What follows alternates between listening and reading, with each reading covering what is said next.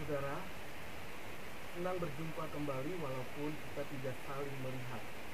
Dari channel YouTube ini bersama saya Henry Indrawan, dan saya membagikan sesuai dasar kebenaran firman Tuhan atau dasar iman kekristenan. Namun saudara yang bukan beragama Kristen atau bukan orang yang percaya, jangan sensitif terlebih dahulu. Saya yakin percaya bahwa ketika kita membuka hati dengan tulus hati, ada kerinduan, saya percaya ini menyelamatkan saudara. Tapi dalam iman Kristen selalu ada firman yang memberikan kita kekuatan hidup, yang memberikan kita keselamatan, yang memberikan kita damai sejahtera, solusi, dan lain-lain.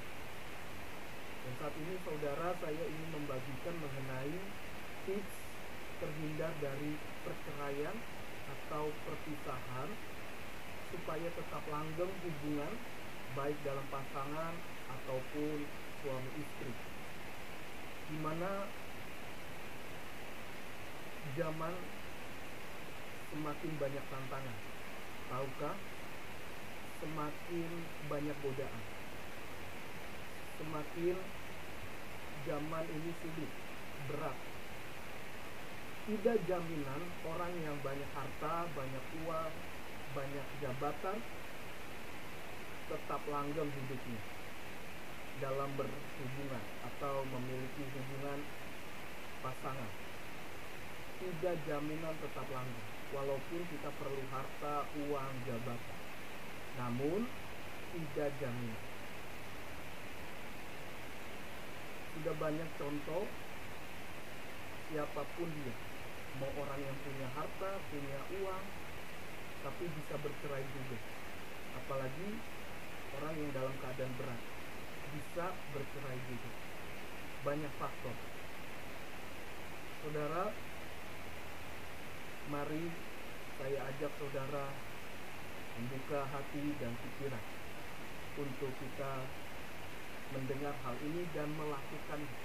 Saya yakin percaya ini menolong saudara dalam pasangan atau dalam hubungan suami dan istri atau keluarga. Nah saudara, sebelum engkau menikah, yang masih berpacaran atau menuju ke pernikahan, tentu jangan berhubungan seks terlebih dahulu.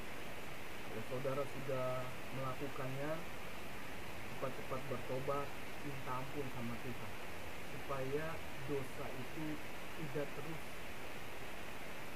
menjalar kepada keturunan nanti, punya anak dan lain sebagainya. Karena ini adalah sebuah spirit, sebuah roh jahat yang akan mengikat saudara. Kalau saudara belum menikah, ikatannya belum menikah, belum diberkati, belum diakui di sebuah negara, saudara sudah melakukan hubungan seks terlebih dahulu, cepat-cepat bertobat dan ambil keputusan bahwa hidup saudara sangat berharga. Jangan dipermainkan oleh setan atau roh jahat mengintimidasi pikiran saudara, hingga dia berkata, dirimu kan sudah hancur, sudah tidak ada gunanya, udah buat apa jaga hidup, tidak ada untungnya.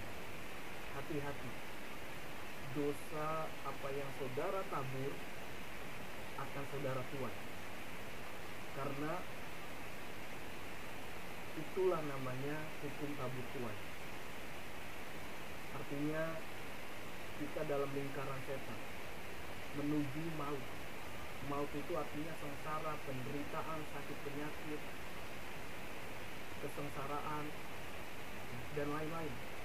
Tapi bagian kita tidak boleh menghakimi, menuduh orang, tidak boleh. Namun itu upah dosa. Perhatikan, kalau itu upah dosa. Jadi saya mengasihi saudara, Tuhan Yesus mengasihi saudara terlebih dahulu.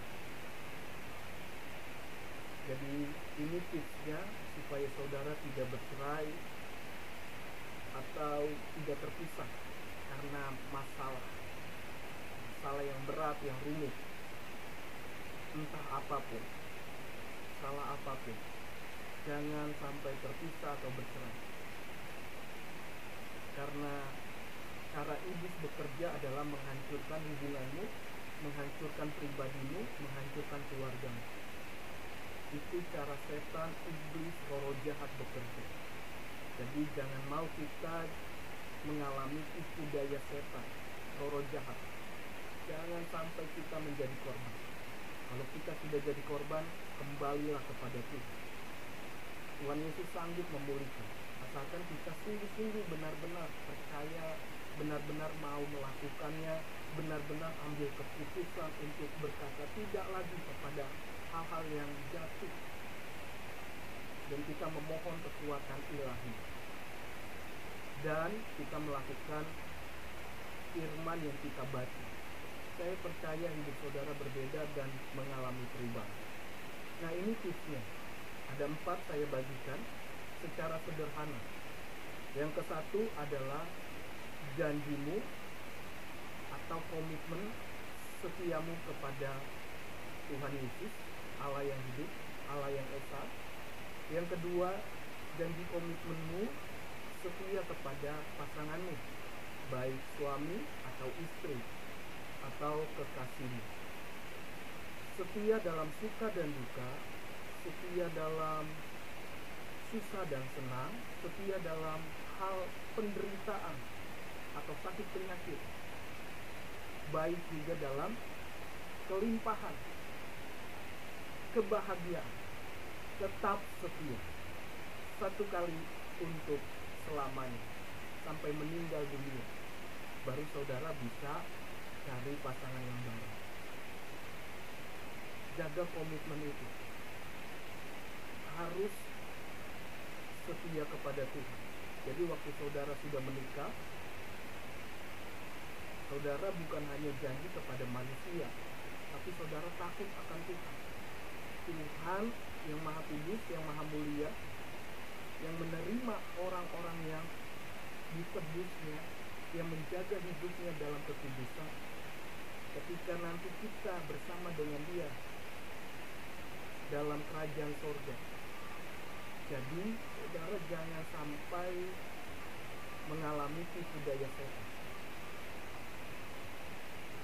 Harus tetap komitmen, setia, janjimu kepada Tuhan Yesus, baru kepada pasangan. Saya percaya itu menjadi langgeng. Hal yang kedua, sadar kalau ada kesalahan, ada dosa, cepat-cepat ambil keputusan untuk bertobat. Karena dirimu sudah punya pasangan. Ayo, jangan mau diperbudak setan. Sekalipun itu enak di daging kita, keinginan daging. Cepat bertobat, sadar, saling menerima, saling melengkapi, dan saling mengalah. Jangan kedua-duanya menjadi panas hati. Tidak ada jalan keluarnya. Jadi jangan panas hati ketika dalam keadaan masalah. Harus saling menerima, melengkapi satu dengan yang lain. Jangan saling ngotot-ngototan atau emosi. Karena manusia tidak ada yang sempurna. Lihatlah, banyak berita di TV karena panas hati, karena cemburu, iri hati, dan lain sebagainya, akhirnya saling membunuh. Ujung-ujungnya penyesalan. Syukur-syukur dianya di penjara. Tapi kalau dia mati, meninggal dunia, dia masuk di dalam hukuman api neraka selama-lamanya. Untuk apa? Jadi sebelum terlambat, saudara harus menyadari kalau saudara masih punya pasangan atau suami istri, harus saling menerima dan saling melengkapi, juga saling mengalah. Ayo lakukan. Saudara pasti melihat ada nilai-nilai ilahi. Hal yang ketiga, tetap aktif dalam komunikasi dan jangan suka membanding-bandingkan pasanganmu dengan orang lain. Untuk melihat teladan orang yang sukses berhasil itu boleh, bisa saja, tetapi jangan suka membandingkan, karena itu bisa memicu masalah menjadi besar. Selalu aktif dalam komunikasi, artinya jujur, transparan apa adanya. Jangan berbohong. Kalau berbohong, bertobat cepat-cepat. Karena dosa sehebat apapun kita menutupinya akan tercium juga, akan ketahuan juga. Jadi sebelum terlambat, ayo lakukan komunikasi ini. Baik pasangan atau yang sudah punya anak, harus ada hubungan komunikasi lewat handphone, pembicaraan. Sekali lagi, manusia tidak ada yang sempurna, tetapi jangan sampai kita menjadi permainan atau bulan-bulanan kesempatan setan untuk menghancurkan keluarga, pasanganmu, atau hubunganmu. Jangan suka membanding-bandingkan. Ingat ya, jangan suka banding-bandingkan. Kalau hal yang baik, kita perlu bisa ambil contoh teladan. Tapi jangan suka menghina pasanganmu satu dengan yang lain, membandingkan dengan orang lain. Orang lain punya kesulitannya masing-masing. Tapi kita punya Tuhan Yesus yang hidup, yang sanggup, yang kita andalkan. Dia Maha Kuasa. Yang keempat, saling rendah hati, miliki iman, keyakinanmu tetap di dalam Yesus Kristus, dan juga kita bergantung kepada Tuhan Yesus lewat doa, pembacaan Alkitab. Jangan malas.